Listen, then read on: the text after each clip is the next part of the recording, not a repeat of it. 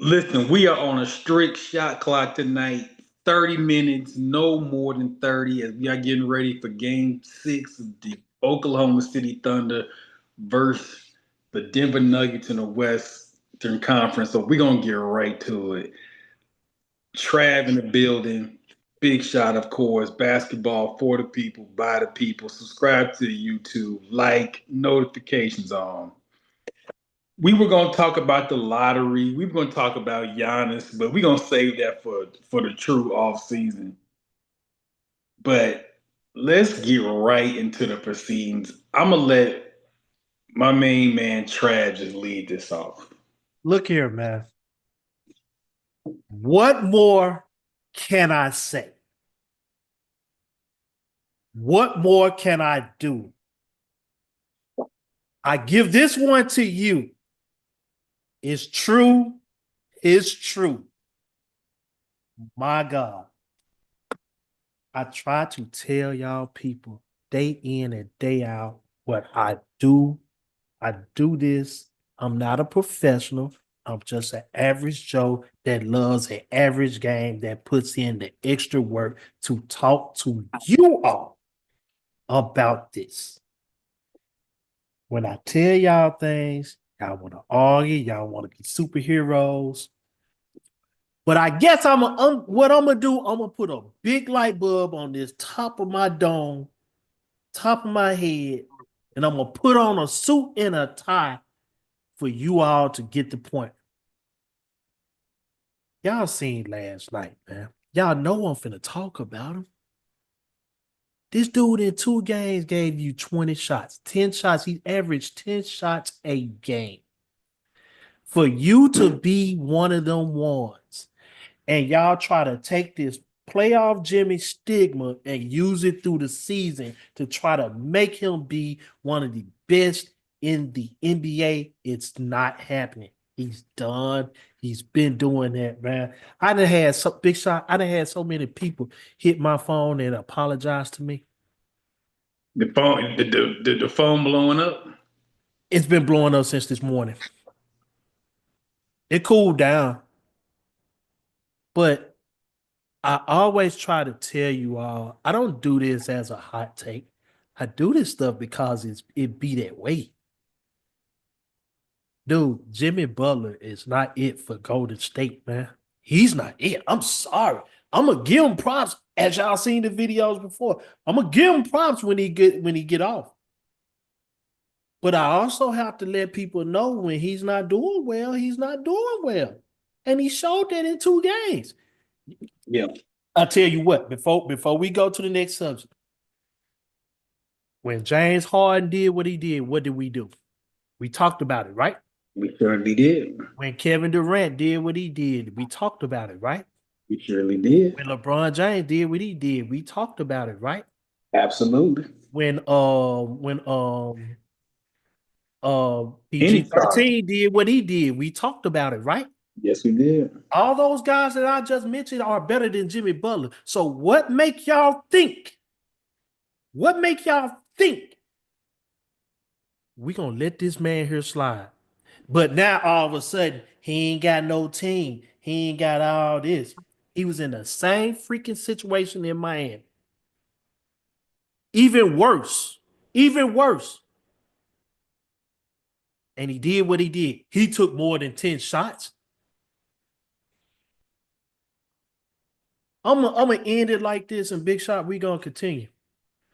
Robin is Robin, but is Robin considered a superhero? I guess technically, but we know he's not. He ain't Batman. We know that. We know that. But he tried to do superhero things. So why did he give up? I'm done. Listen, Done. listen. Minnesota won. Excuse me. Minnesota 4. Golden State 1.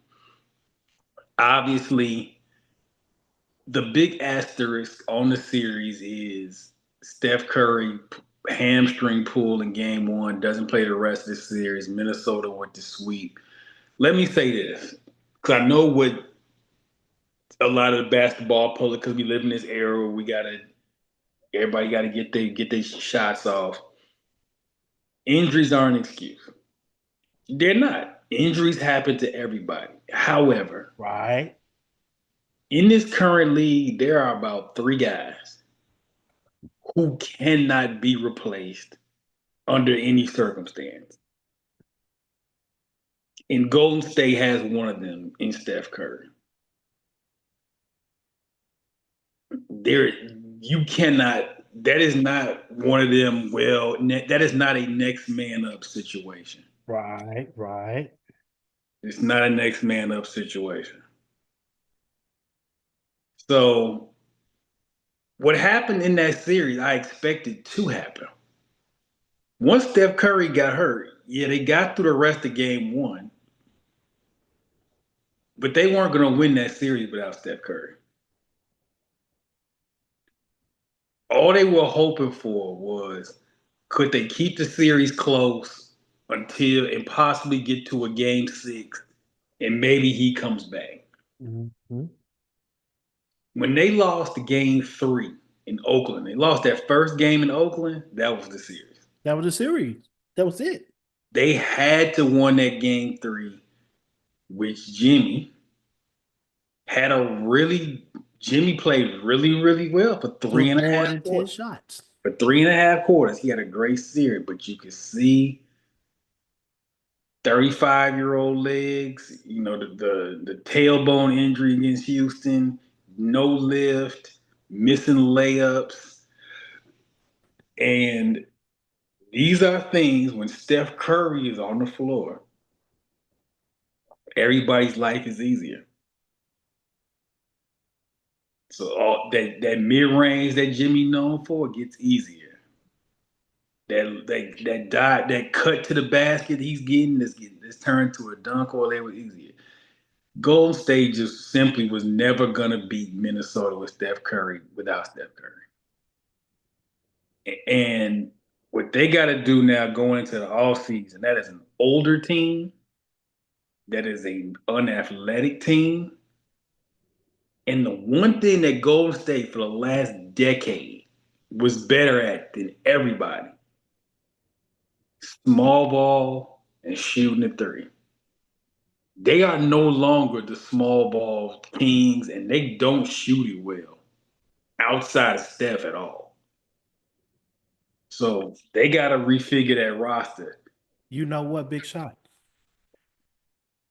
A lot of people may not like this, and a lot of people probably gonna be like, hell no.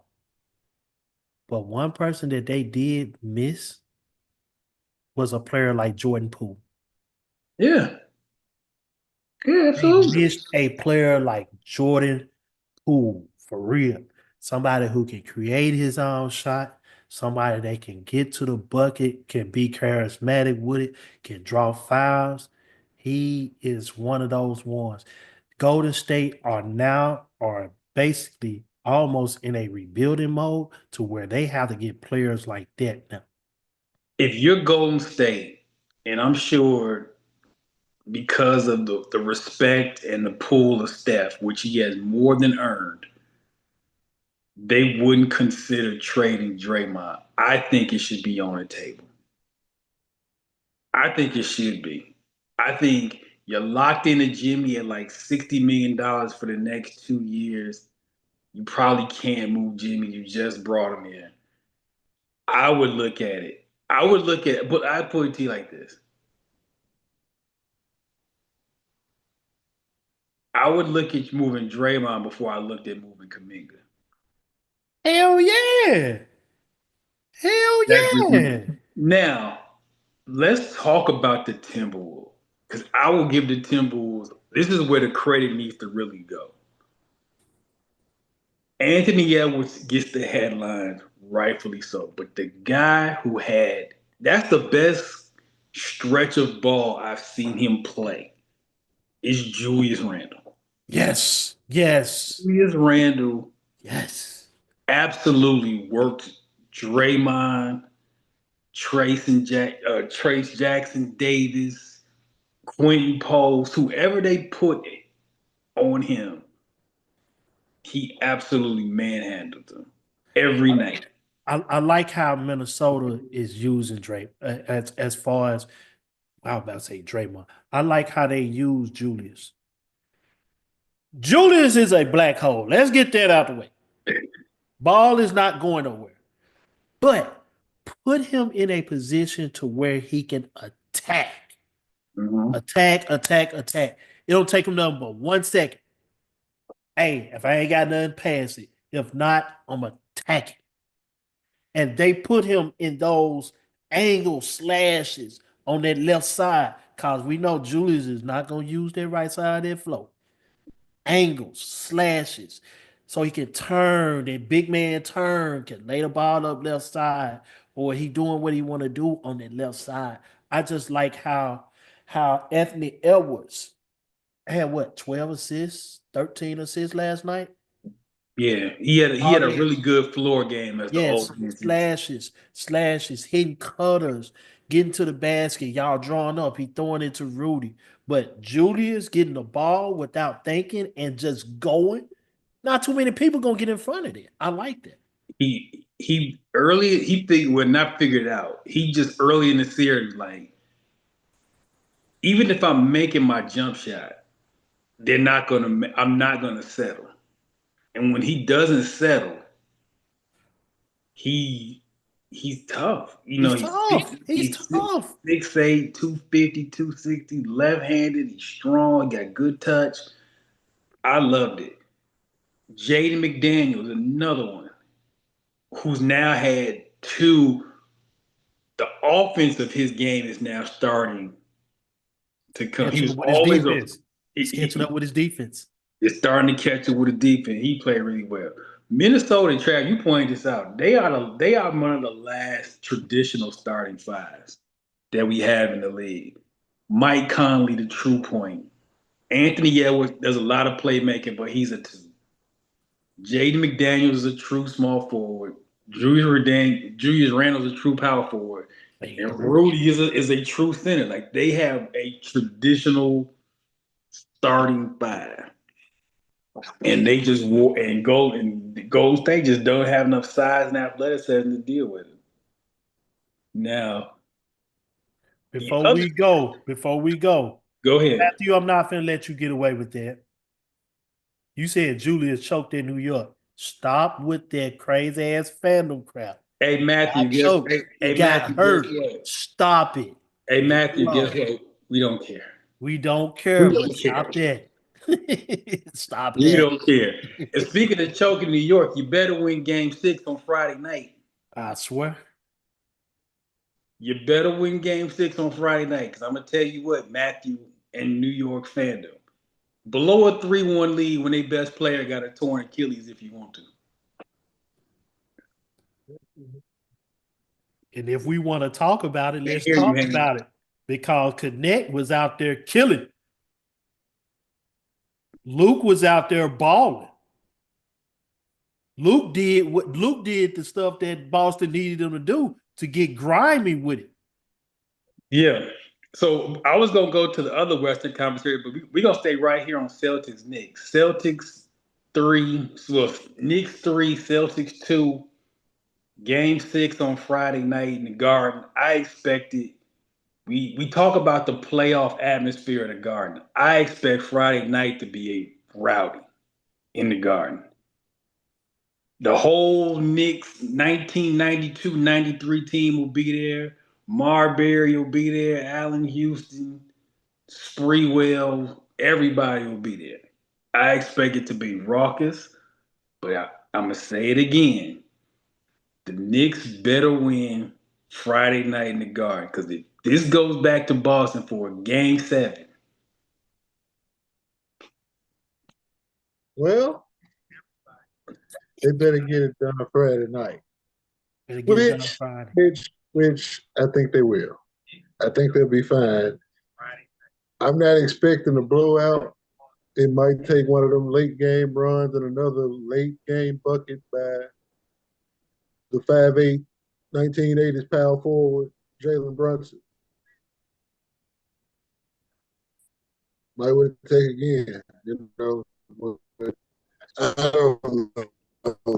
I mean, making myself straight over here. I done had a rough day over here. I haven't been at work for like 30 hours.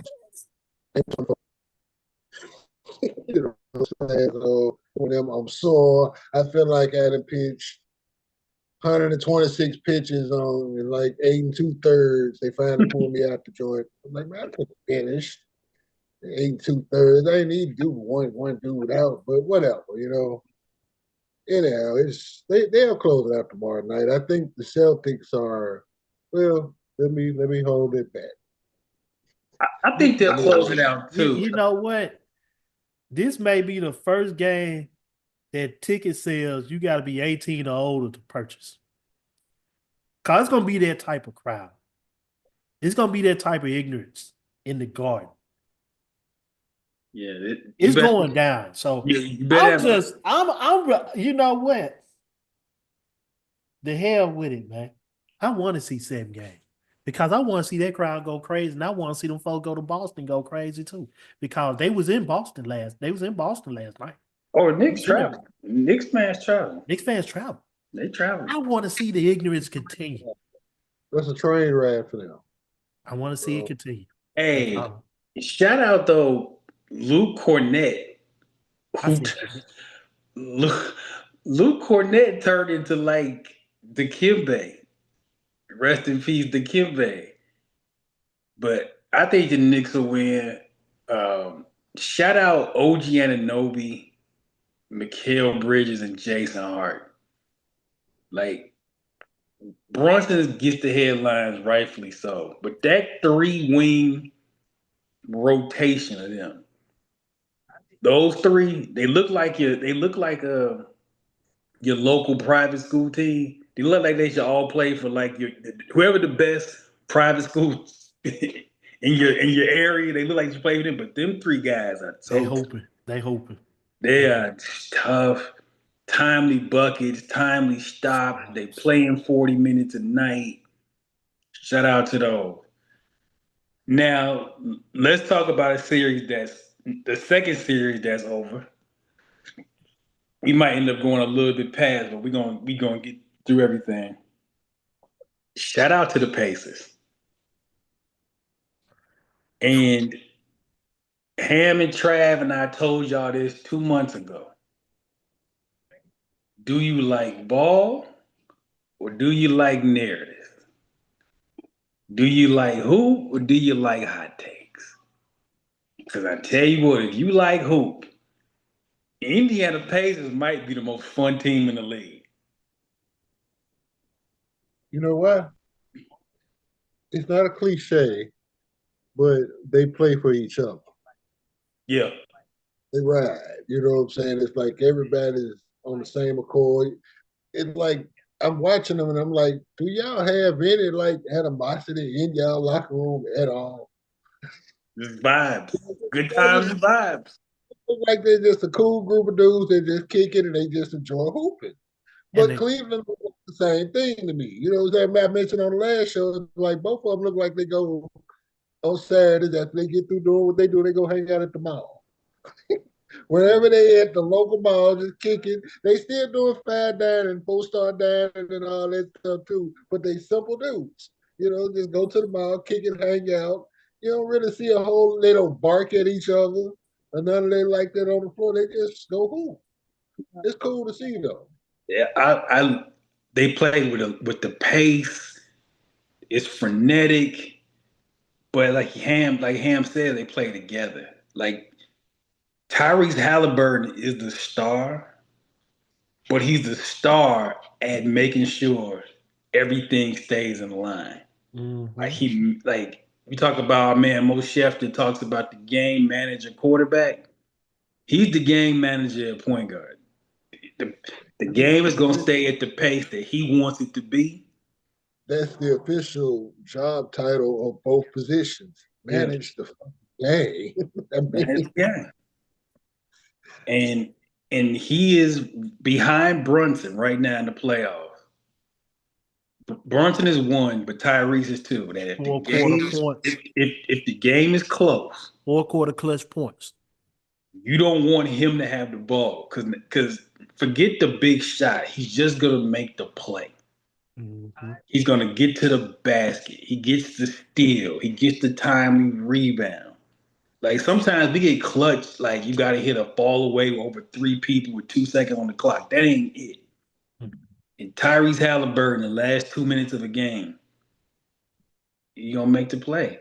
And then they got other guys. You talk about guys like Matherin and Neesmith and Nimhard, um, Turner, Siakam. They have a team.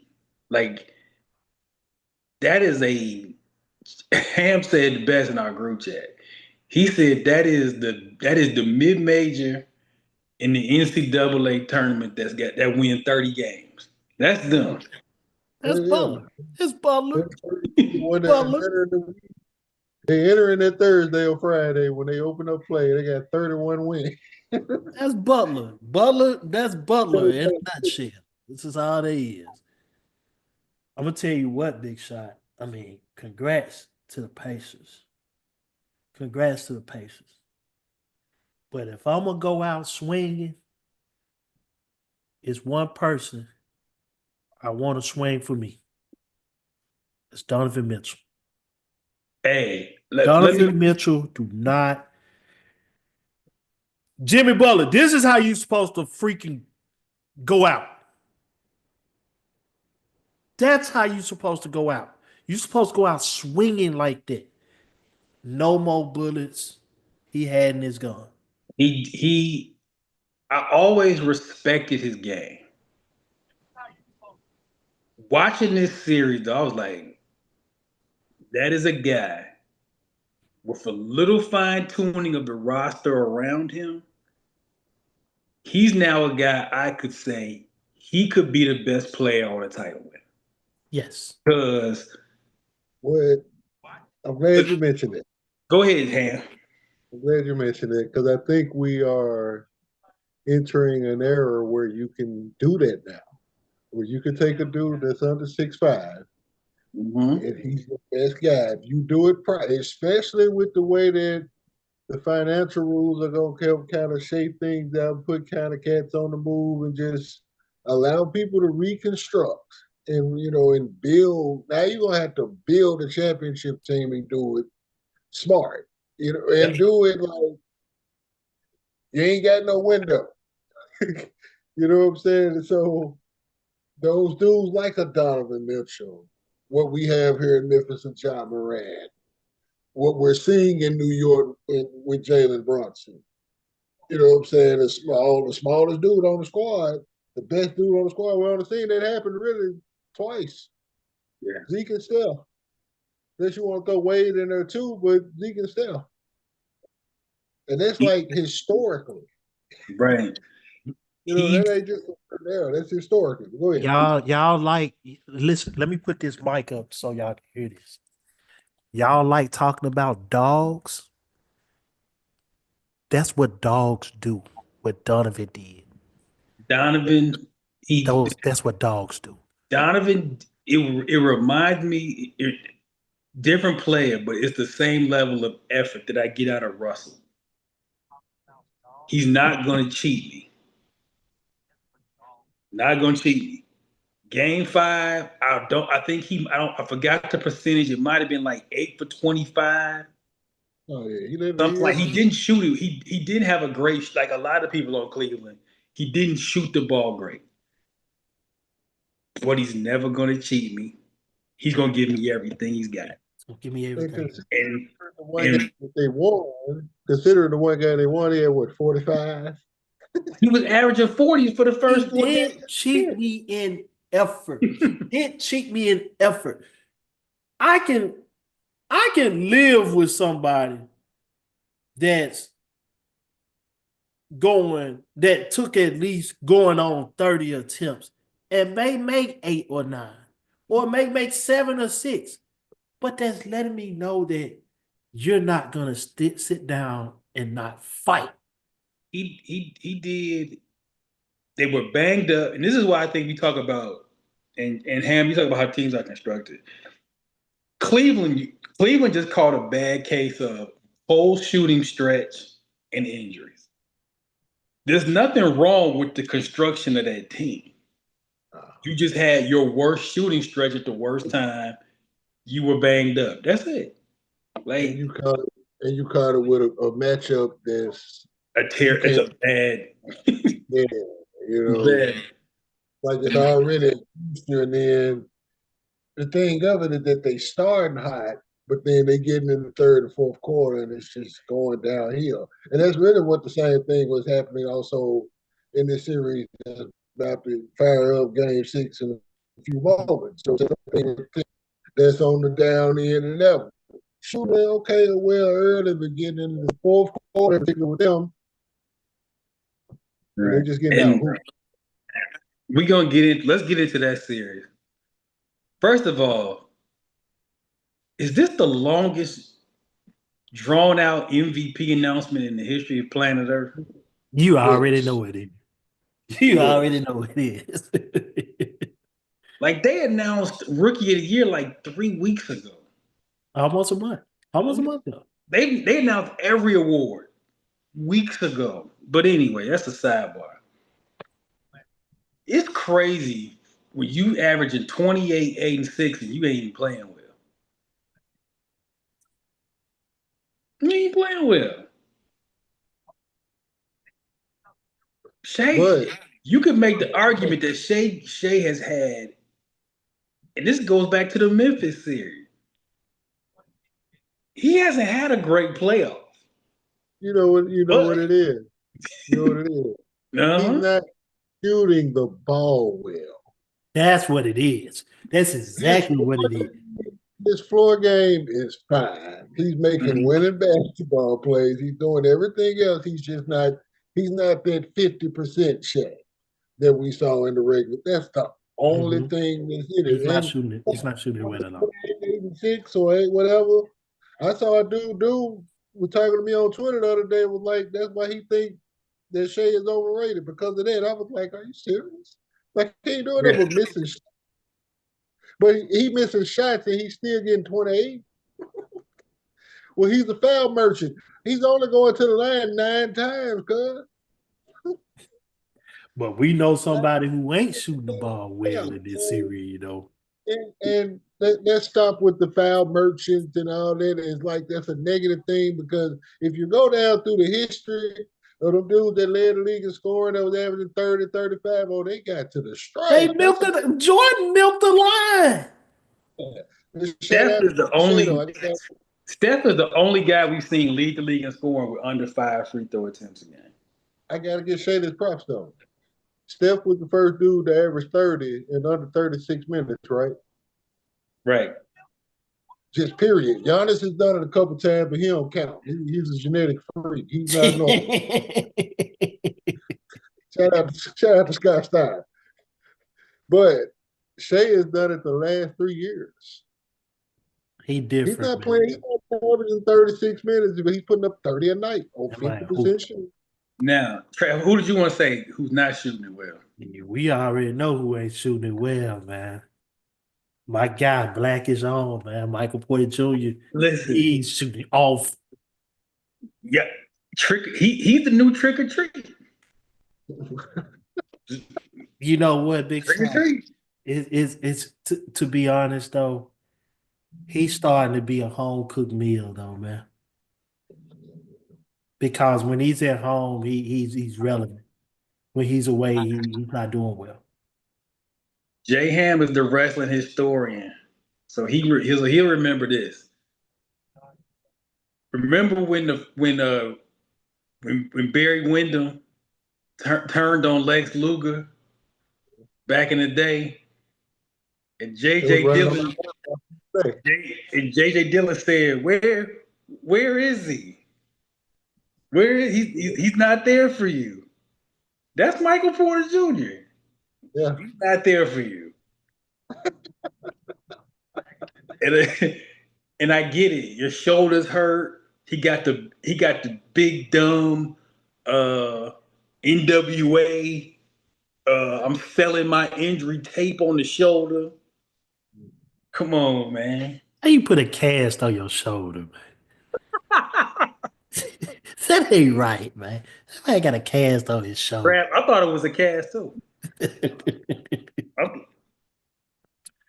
So in this game 6, they in Denver. I'm pulling for game 7 strictly for the culture. But I feel like OKC is going.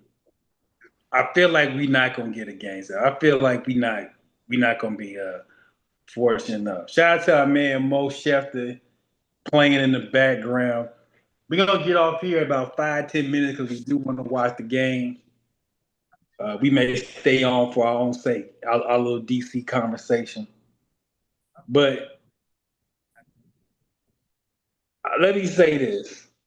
This is my real quick thought. I am pleased. This might be heel activity. Y'all can judge it for this. I am pleased that Dallas got the first pick. I'm pleased. And I'm going to tell you why. In this new era, I try to be more tolerant of things. But I tell you this, Ham and Trav and Mo come back on. I am so anti-tanking. I'm tired of it. I don't think you should be rewarded for purposely losing. Facts. And actively trying to lose. So the fact that Utah got number 5, that was the worst pick Utah could get based on the lottery odds, and they got it. Good for you. Shout out to the Mormon community. Good for Utah. The fact that Charlotte didn't get it, Washington didn't get it, good. Y'all GMs have to start actually trying to win now. That tanking thing is garbage. And Ham, you know me. I don't try to be Mr. This back in my day guy. The tanking thing is dead. It's done. That's dead now. I understand it on seasons when it just ain't together and you got people just out and it's just like, you know what, let that ride. Like what we had in Memphis a season ago. Let that ride. Just let the young dudes get reps and all that, and we'll be all right. But it comes cultural for a few of these franchises. It's a habit. Sorry. That's the problem. That's the problem right there, man. You don't get a gift because you're piss poor performance. No, that's the whole point. I wish they had, you know what?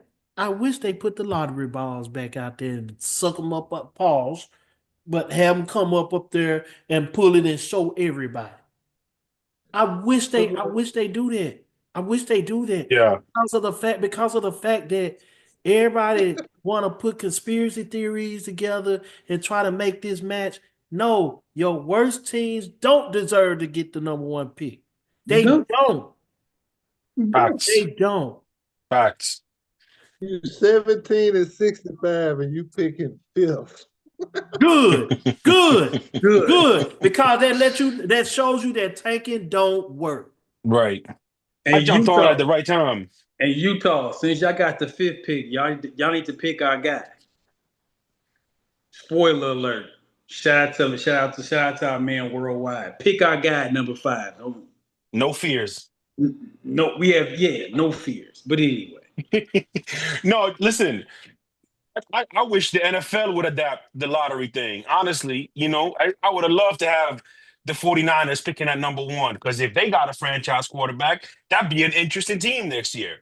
The Titans, that J-Ham's still going to be taking naps during the Titans game. So I think the lottery is sort of a home run, no pun intended, for the NBA.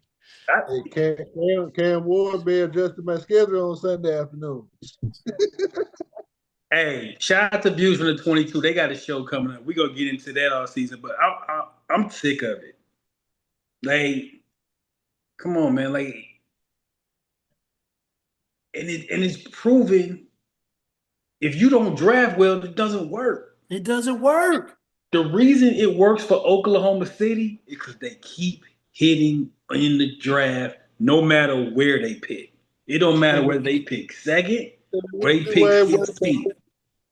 The reason why it worked for Oklahoma City is because it's been working for San Antonio forever too. The same folks. He got his training in San Antonio. Shout out to my man. What's his name? What's your boy? Oklahoma R.C. City kid? Buford and El Jefe. No. Oklahoma City Buford. cat. Oh, you talking about Preston. Preston. Preston is from the he's from the camp. He's from the San Antonio camp. You're right. Yeah. So good. So everybody, so what? So what? Utah, nobody told you to trade Gobert, Donovan Mitchell. Nobody made you do that. That's your fault. Yep. Nobody made you do that. Sorry. So we got a belated Jimmy Butler question for our name man Mo. Go ahead. Then we gonna wrap it up so we can watch the game. We ain't here for hot takes or slanders, right? But I am no basketball expert like y'all. All right. But number one, nobody was asking Jimmy to win the series. We just asked Jimmy to get one.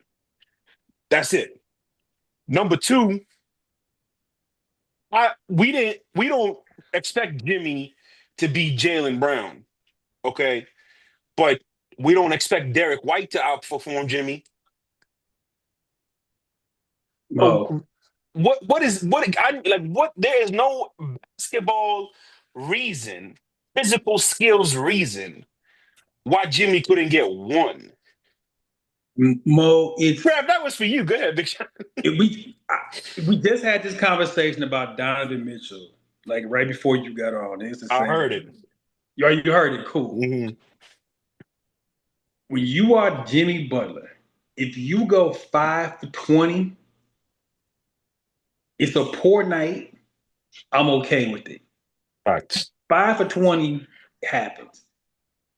You can't shoot the ball 20 times in over 2 games, though. No. That is not a thing.